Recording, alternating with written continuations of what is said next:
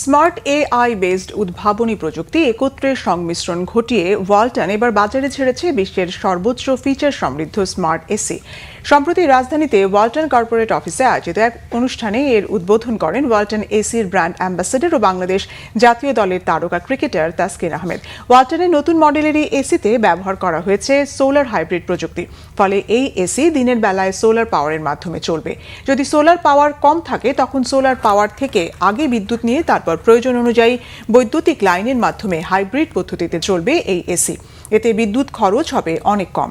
এছাড়া রাতের বেলায় সোলার পাওয়ার ব্যাটারির মাধ্যমে বা বৈদ্যুতিক লাইনেও চলবে এটি।